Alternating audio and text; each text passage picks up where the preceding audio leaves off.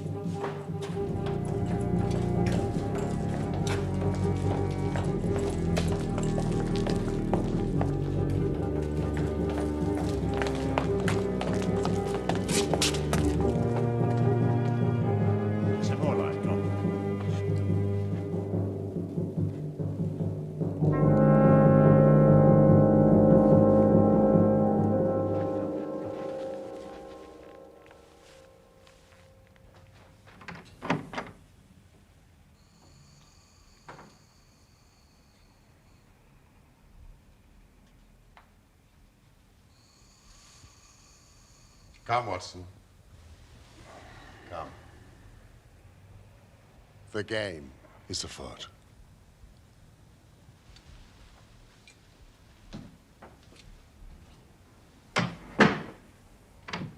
Get your clothes and come.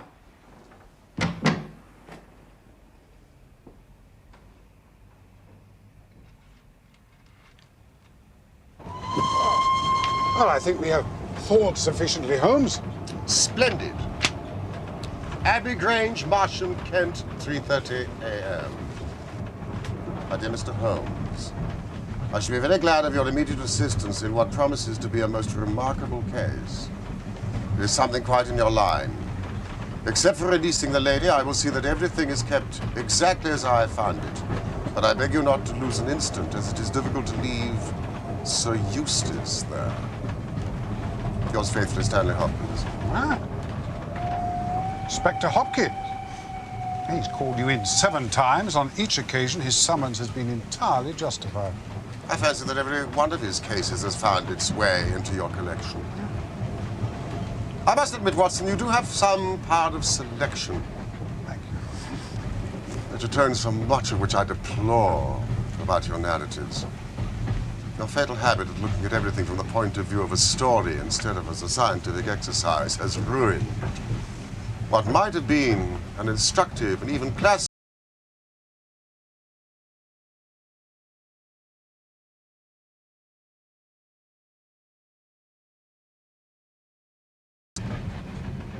So our present research appears to be one of murder. Does it?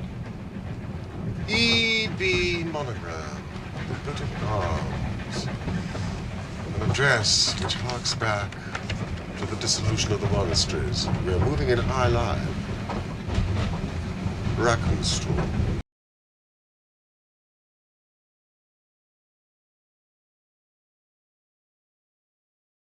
In Kent. Watson, you are a treasury of knowledge. And you think him dead? I think him murdered, Watson. Hopkins is not an emotional man. The writing shows a certain agitation. It is surely urgent.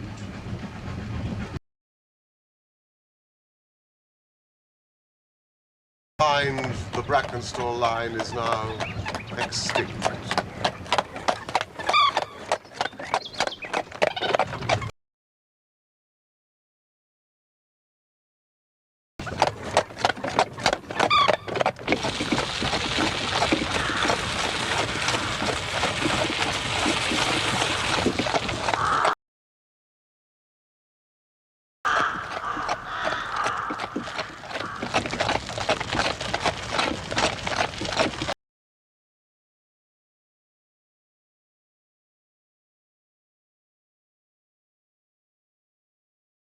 Mr. Holmes.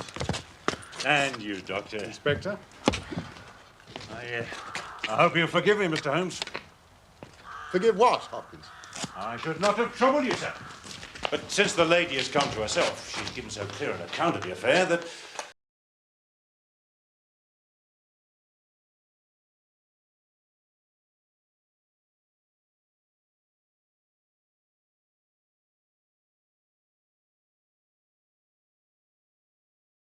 cool of them, I agree to do another so soon as so near, but it is they, and a hanging matter this time. Brackenstall is dead, then?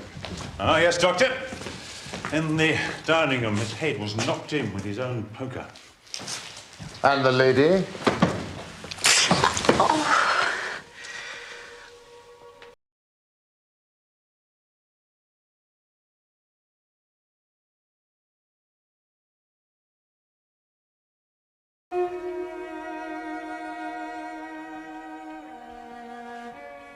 Have they been in the dining room yet? Not yet, my lady. I shall be glad when you can arrange matters. What is that? No, you have other injuries, madam.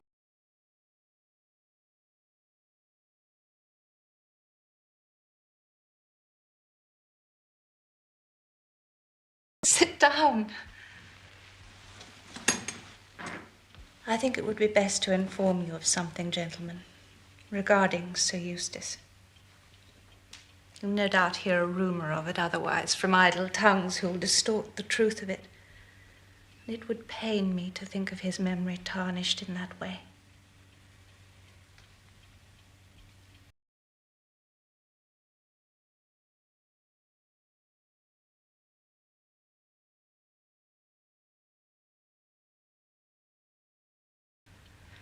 Nor did it interfere with the exercise of his public duties.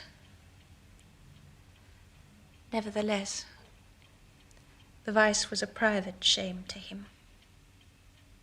He was very sensible of my dislike of it. When he felt the obsession too keenly, he took himself off until the poison had exhausted him.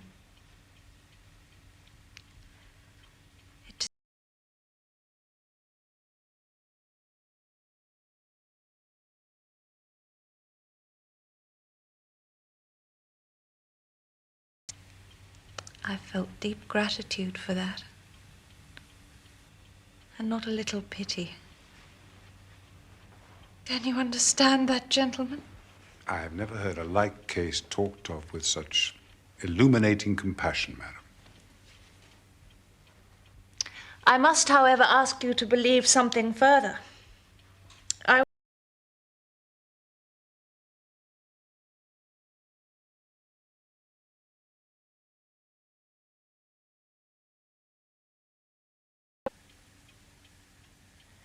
As a very young woman, I lived alone with my father. My mother was dead. If I had a mother, it was my loyal Teresa. It was a very free life.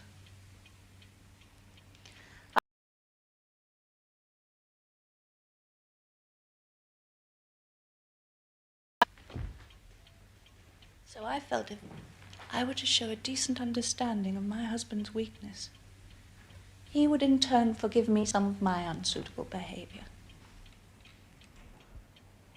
And so it proved. I see. I'll tell you about last night. Eustace retired at about 10:30. The servants had already gone to their quarters. Which are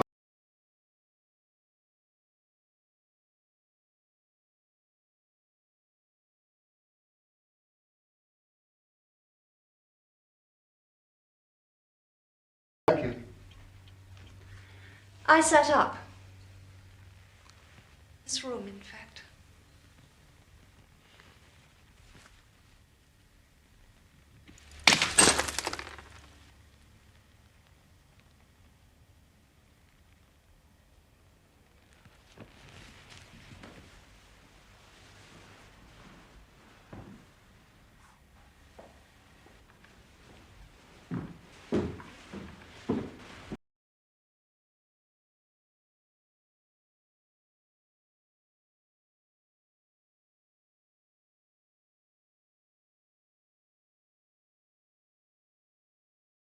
Always to be relied upon in that respect.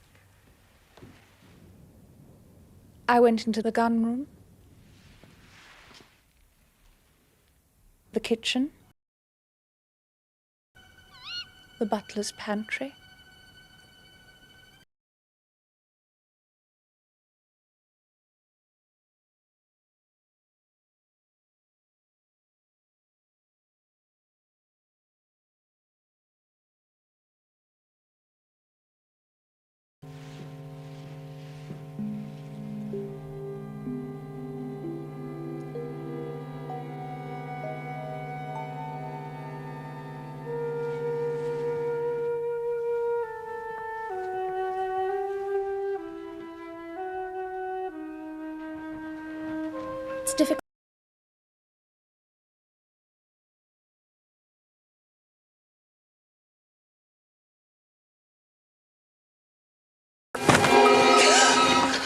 found myself face to face with an intruder. A big man, quite elderly. For a moment, we just stared at each other. Then 2 other men came in behind him, and he came for me. I must have been unconscious for some minutes.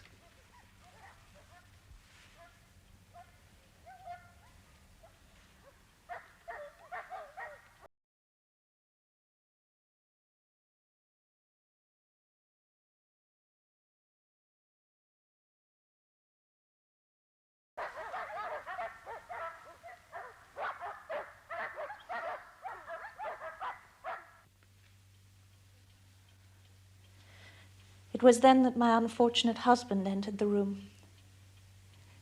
They dealt with him as you shall see.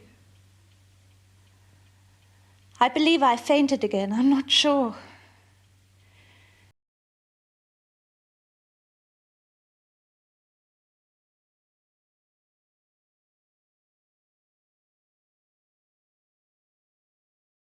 They must have drawn themselves a bottle of port, some of which I saw them drink.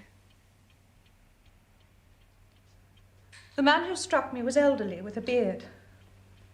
The others younger, smooth-faced. Yes. Finally, they checked that I was securely bound and left, taking the silver with them. How was the alarm raised?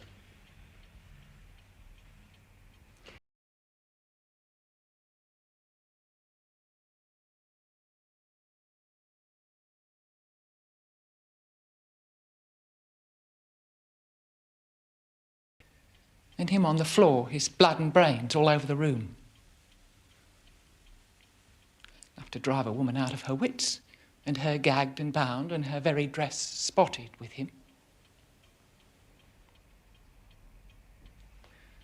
She never wanted courage, did Miss Mary Fraser of Adelaide. And Lady Brackenstall of Abbey Grange hasn't learned you well.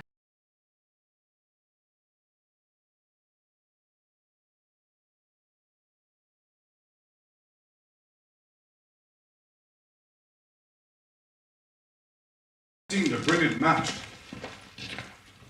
It's a mess, sir. Constable?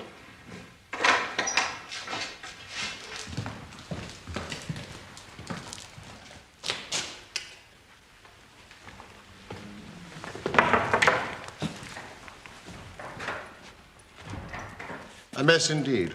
We've touched nothing, sir. What do you make of it, Doctor? Should I? Please proceed, my dear.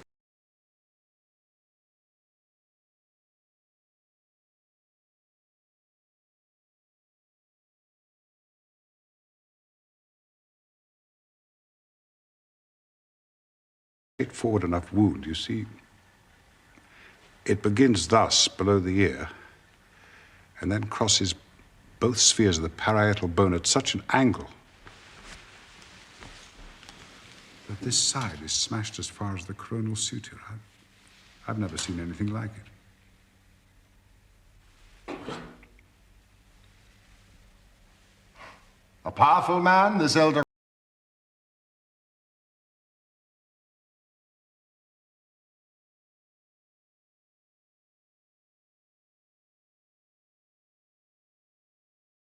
Describe them, and that we could not fail to recognize the description. The criminal mind has its quirks of conscience and scruples. In that respect, it is as individual and curious as any other. A noted miser may be secretly charitable, so this violent Randall may draw the line at the murder of an unconscious woman.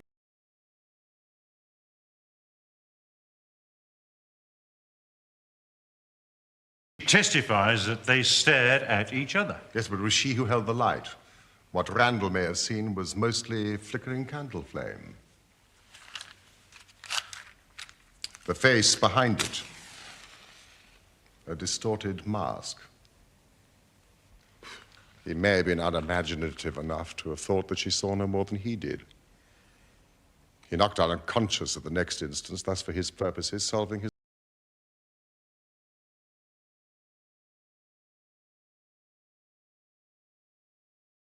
Holmes. candle wax, Watson, candle wax. Now, this bell presents a mystery.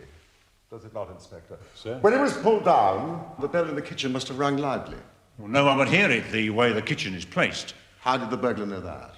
Exactly, Mr. Holmes, exactly. You put the very question I've put myself.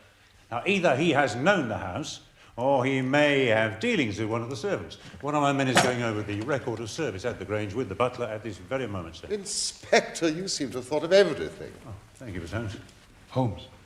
What is it, Watson? There. A scattering of wax and a very light scorching. Invisible, but leaving its characteristic scent. The lady would have fallen here. Randall would have snatched up the candelabra immediately. I suppose that is where they took their refreshment. To steady their nerves, yes. Port wine, sir. Did Lady Brackenstall say that the butler's corkscrew was used? No, sir. She was senseless at the moment the bottle was opened. Quite so. It was opened with a pocket screw, probably contained in a knife. If you examine the top of the cork, you will observe that the screw was driven in 3 times before the cork was extracted. This long screw would have transfixed it and drawn it with a single pull. When you catch this fellow, it is likely that you will find that he has a multiplex knife in his possession. Excellent, Mr. Holmes. These 3 glasses do puzzle me, I must confess.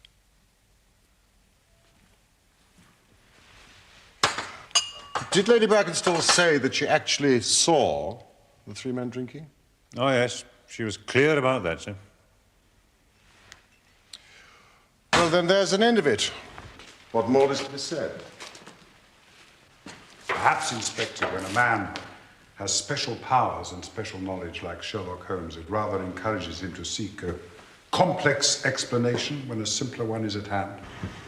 You will let us know when Randall is arrested.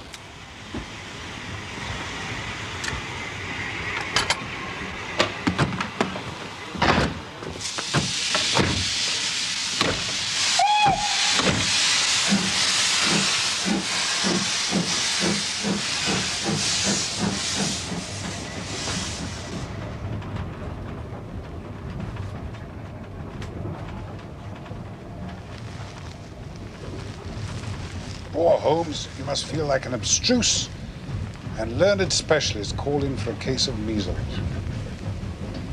Annoying.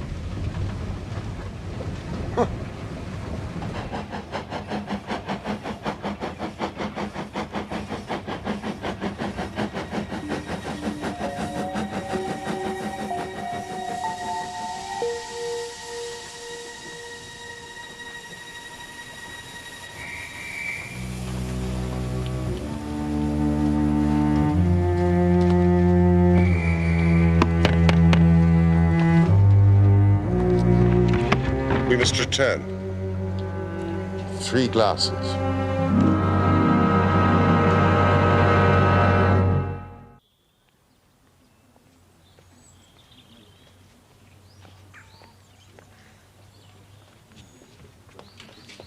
Watson, we have been dazzled out of observation by that lady's beauty.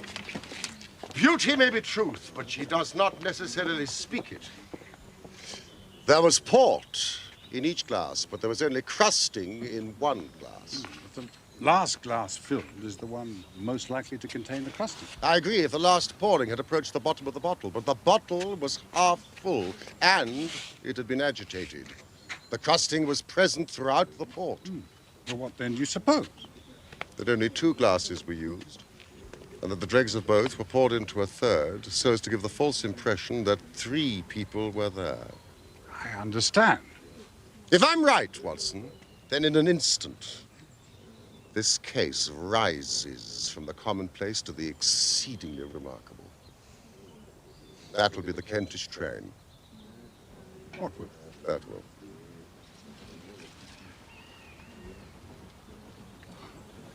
How on earth did you hear it? I heard nothing, Watson. I observed. What a salutary thought after such a misspent morning. Lady Brackenstall and her maid must have some very good reason for shielding the real criminal.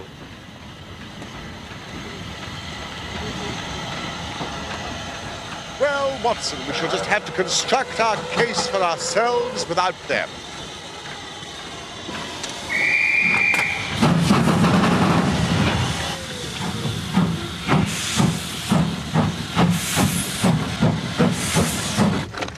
The Abbey Grange as fast as you can.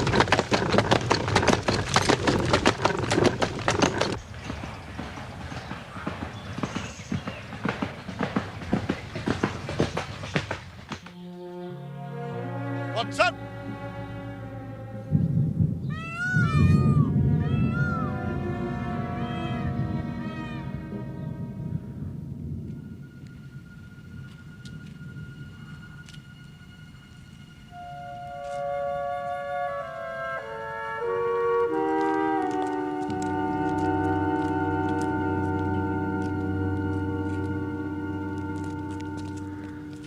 It appears Inspector Hopkins has gone to report to headquarters. Splendid, then we can take possession.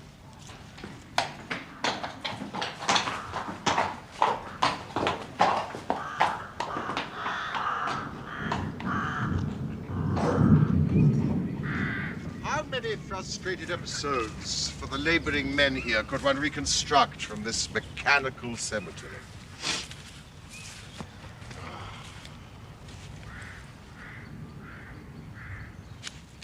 What's this? Watson. Not entirely mechanical, it seems.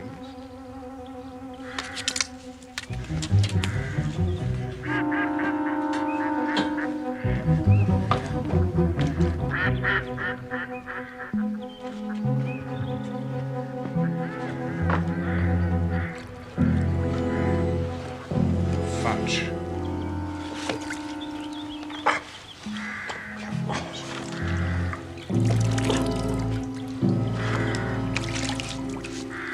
Requiescat in pace. One imagines it's a pet's gravestone. It has been smashed, mended, and smashed again with deliberate force. The story it tells is of the immediate past.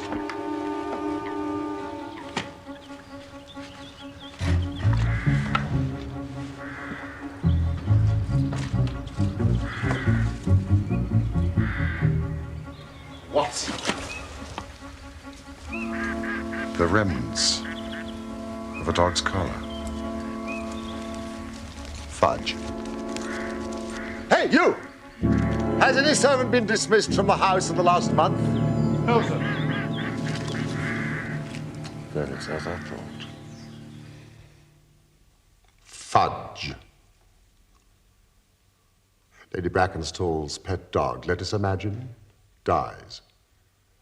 It may not be too fanciful to suggest that their poor unfortunate creature was literally killed. Killed? For what reason? Reason, I suggest, hardly entered into it. It was done in a fit of insane rage. By whom? By a drunken, sadistic ruffian. One of the murderers? No, Watson. The lady's husband. The last of the Brackenstalls. Brackenstall? Consider it. No one but a member of the household could vandalize a gravestone and have remained in place. Why should Brackenstall entertain such an obsession about a pet animal that he will forbid any remembrance of it? You saw the marks, of course, on the lady's arm. Yes, I was surprised that they did not interest you more. There were stab wounds made by a long needle or a hat pin. This lady has been living in fear of her physical safety, Watson.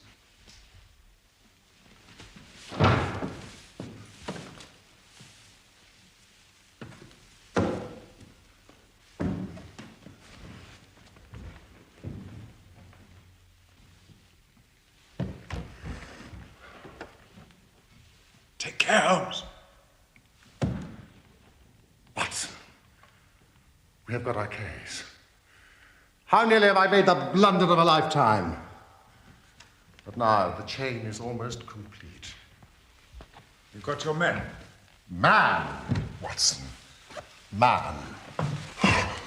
Only one. What a remarkable person. Strong as a lion, active as a squirrel, dexterous with his fingers, and finally, remarkably quick-witted. Ah, Lady Brackenstall.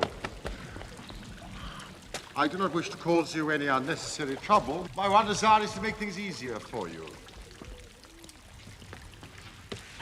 I am convinced that you are a much-tried woman.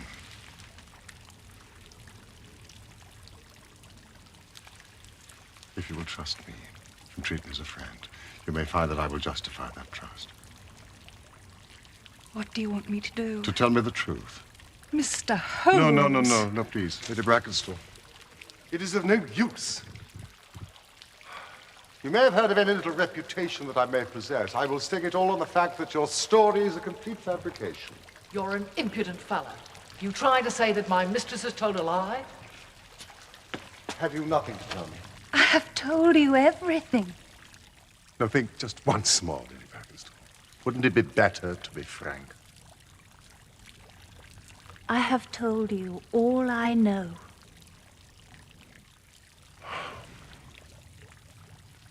I am sorry.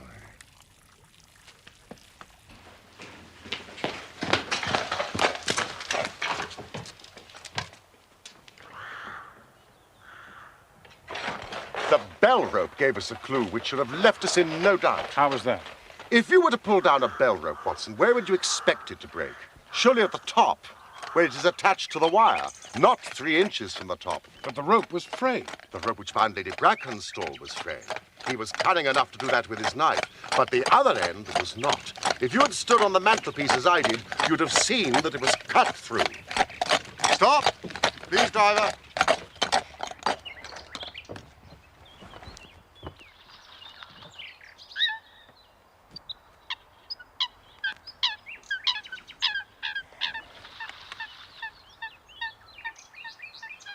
Watson.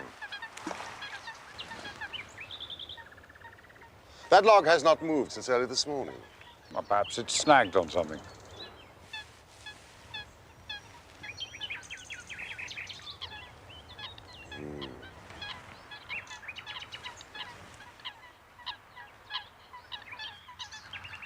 Or anchored.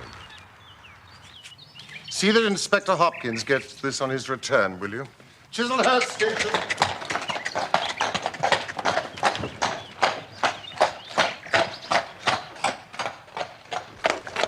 Where to now, Holmes? The shipping office of the Southern Cross Line. Yes, of course. The Southern Cross Line is the principal passenger carrier between Adelaide and London. Ah, I see.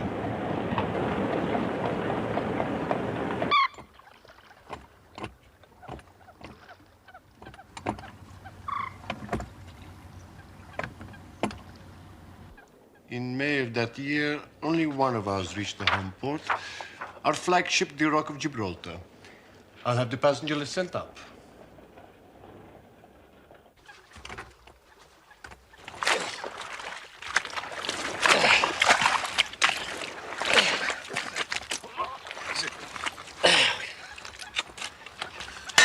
How on earth did Mr. Holmes know that? Here we are. Miss Mary Fraser of Adelaide, first class. Accompanied by her maid. Where is the Rock of Gibraltar now? At noon today. She was steaming west through the Arabian Gulf, Mr. Holmes, heading for Suez, I hope. Is it your policy to transfer officers much between ship and ship? No, not at all. It is our policy not to. Ah, I have you, Mr. Holmes. You are asking the whereabouts of a member of the crew of the Rock who has been seen very recently, but not on the ship. Mr. Viviani, your perspicacity astonishes me. I assure you, it is only through study of the good doctor's masterly exposition of your work that I now have any small capacity to reason. Really? You amaze me. Watson, are you taking notes? Also, you will be pleased to hear that I know exactly who the officer is.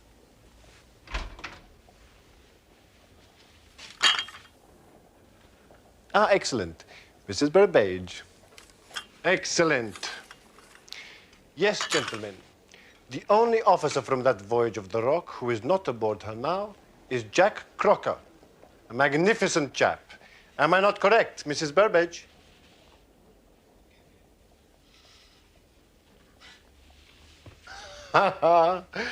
Crocker has the defect. Delightful fellow. Handsome as a prince.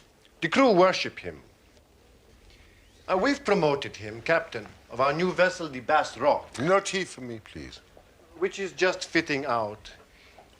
He's the youngest captain we'll have. But he'll be the best. Not an officer in the fleet to touch him. He is hot-headed and excitable, but loyal, honest, and kind-hearted. Sometimes in this life, you meet people who are what you might call large-souled, who are a privilege to know. Crocker is one of those.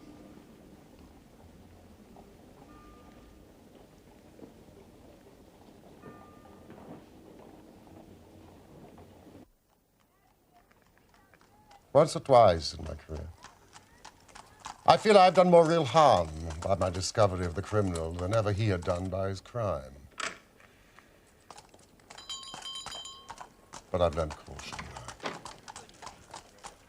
And I'd rather play tricks with the law than with my own conscience.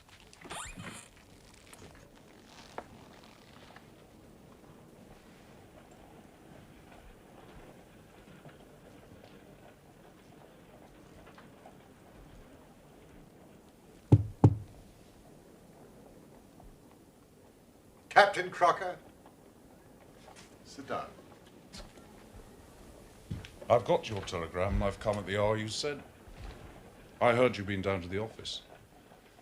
There's no getting away from you, is there? Speak up, man. You can't stand there and play cat and mouse with me. What do you know? Give him a cigar, Watson. Please. Sit down. Bite on that, Captain Crocker. And try not to let your nerves run away with you. I should not sit here smoking with you if I thought you were a common criminal.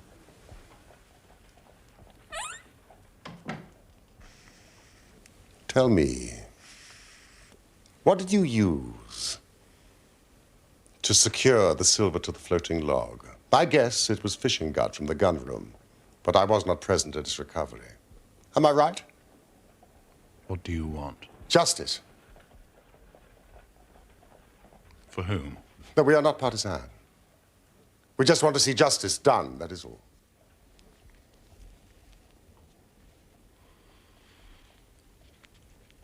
Very well. Was it fishing gut? No, tarred twine.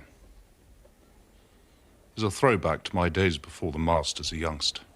Even now, I always carry a silver coin, a length of twine, And a multiplex knife.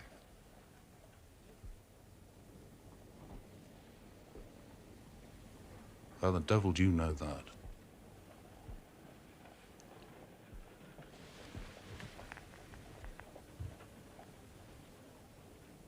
Who are you? Now, give me a true account of everything that happened at the Abbey Grange last night. Be frank with me, and we may do some good. Play tricks with me, and I'll crush you.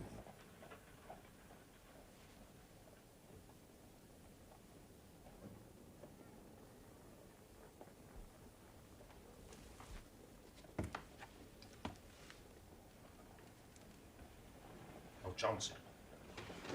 Well, one thing I'll say first. I regret nothing, I fear nothing, and I'd do it all again if I had to be proud of the job. Damn the man. But that's my side of things, only my side. When I think of Mary, sweet Mary Fraser, when I think of getting her into this bloody business, it's that turns my soul to water.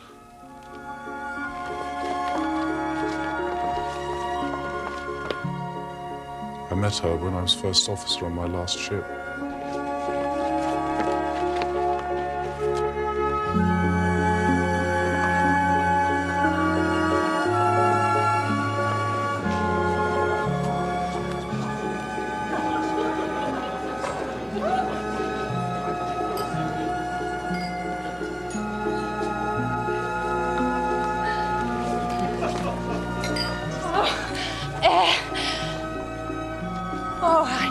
Mr. Crocker.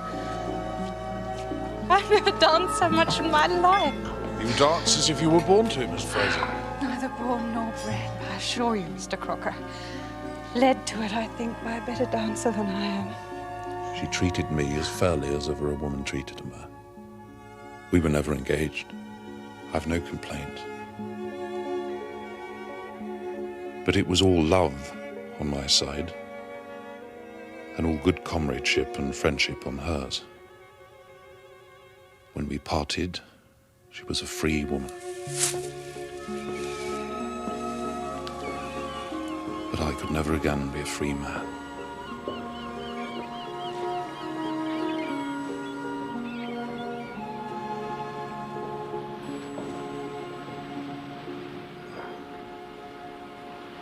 Next time I came back from the sea, I read of her marriage. It seemed to be the sort of thing she was made for. I didn't grieve. Felt it to be right.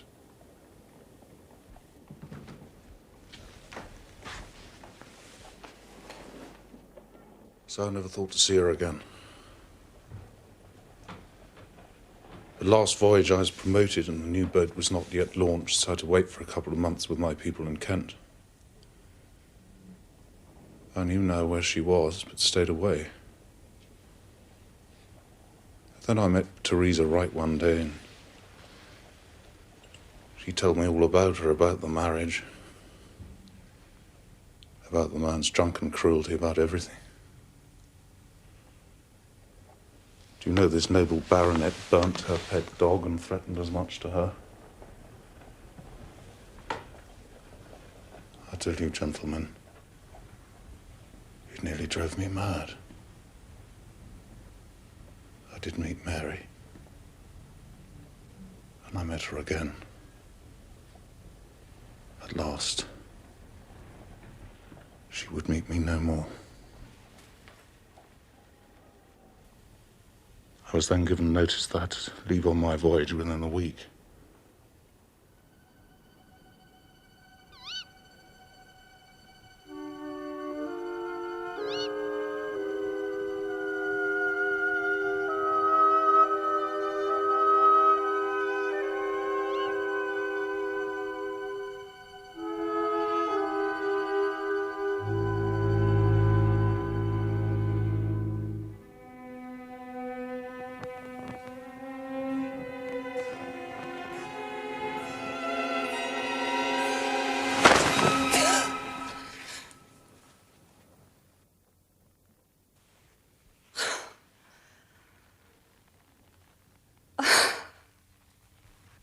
You're mad.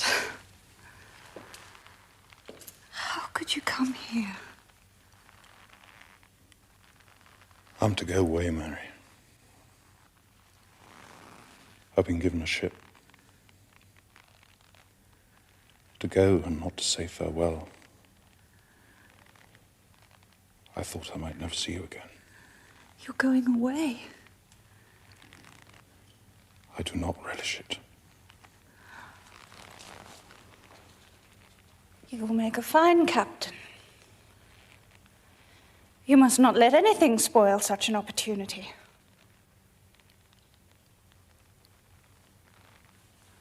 I fear for you. You can do nothing. Aye, that it is which hurts most, I think.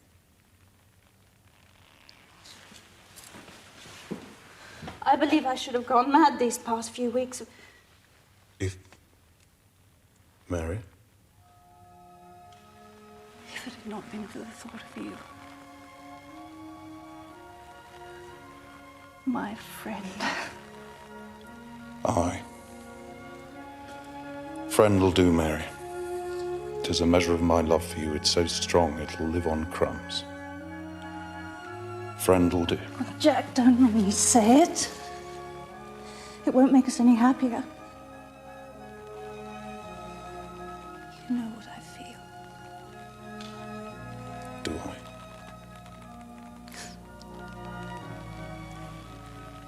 You know you do.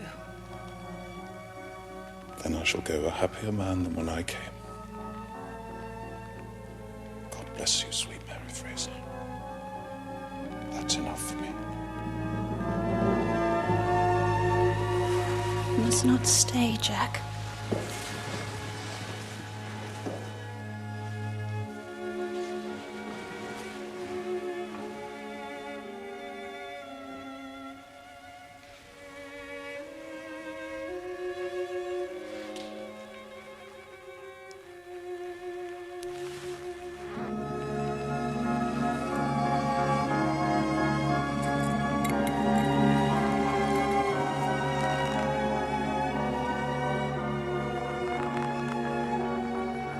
This for my sake.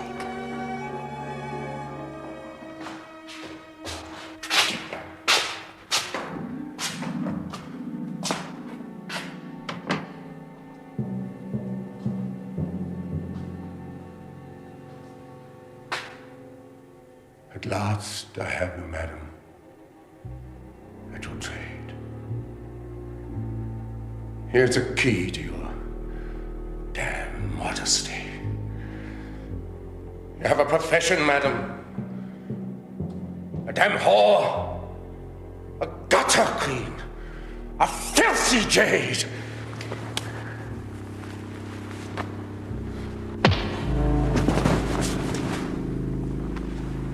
Yes, sir. Come, sir. Stand you there, sir, over the body of your bloody harlot!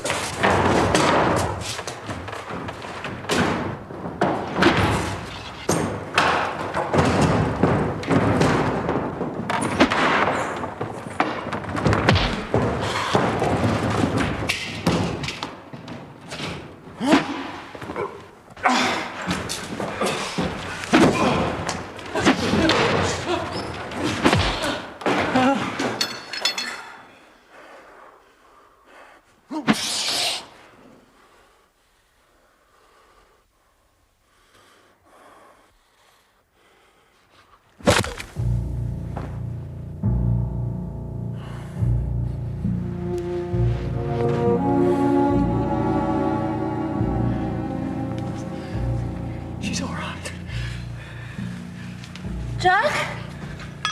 Oh, Jack.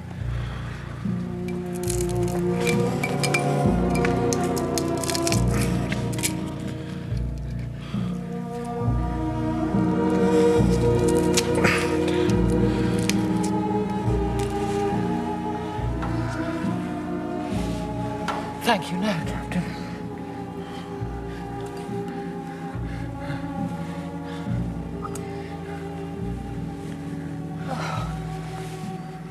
Oh, what happened? I killed him. Are you certain? I know. I felt it. Oh, dear God! Oh, what are we going to do? Listen to your old Teresa. You were marked with a blow that could have killed you. That shall be your salvation.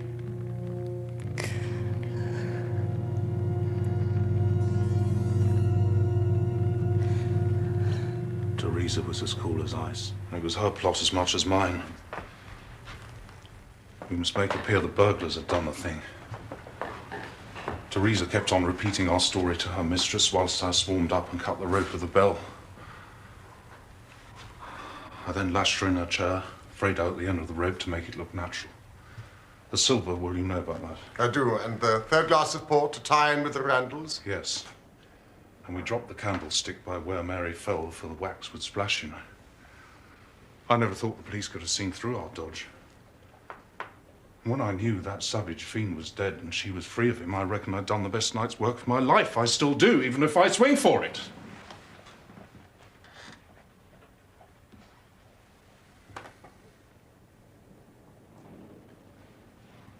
That is the truth. The whole truth, sir. Oh, dear God! Yes. Yes, you have told me the truth. And if the lady's maid had been less abstemious and had accepted your glass of port, your ingenuity might have fooled me, as you have certainly fooled the police. What put you onto me? How on earth did you find me? No one could have got up to that bell rope but an acrobat or a sailor. No one but a sailor could have made the knots with which the cord was fastened to the chair. It was evident that the lady was shielding someone. To do so under such circumstances meant that she must love that person. It was not too wild a leap of the imagination to connect her with an officer of the ship which brought her to this country. Crocker. You are expecting a visitor. I am.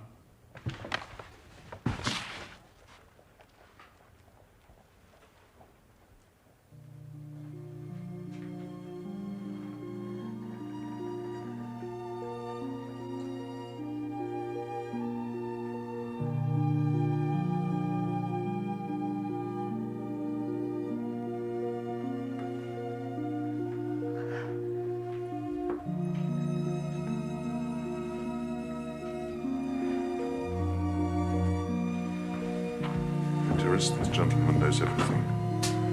There's no hiding from him. I know. His telegram brought me here. What do you intend, Mr. Holmes?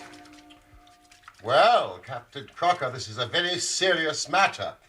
Yet I feel sure that on the basis of the story which you have told us here tonight, a British court of law will understand that you acted in defense of your own life. That, however, is for a jury to decide. Meanwhile, I have so much sympathy for you that if you choose to disappear within the next 24 hours, I promise no one will hinder you. Then it'll all come out. Certainly it will come out. What sort of proposal's that? Mary be left to face the music held as an accomplice, maybe. No, sir, it will not do. Jack, you must go. I shall not. Calm yourself, Captain. I was only testing you. Watson, this fellow rings true every time. It is a great responsibility that I take upon myself, but we will do it in due form of law. Crocker, you are the prisoner. Watson, you are a British jury. And I never met any man more eminently fitted to represent one. Now, gentleman, you have heard the evidence. Do you find the prisoner guilty or not guilty? No, not guilty. Vox populi, vox dei. You are acquitted, Captain Crocker.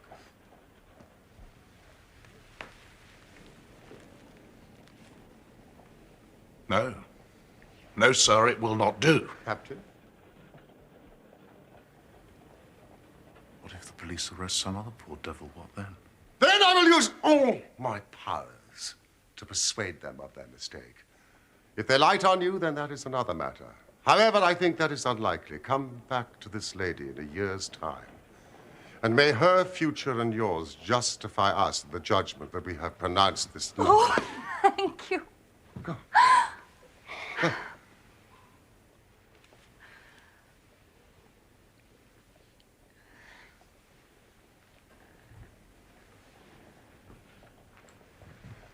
Madam, I'm intrigued. You gave such a compelling account of a man's sad addiction to drink, and yet it was not, as we now know, a portrait of your husband. But it was such a clear description, I wondered... My father. Ah. My poor father, Doctor. He sent me away to England because of it. His self-management was the reason I did not fear the vice in my husband, because I knew of it before we were married. How foolish I was. Thank you, madam. I felt sure that your story was true to reality. Good luck to you.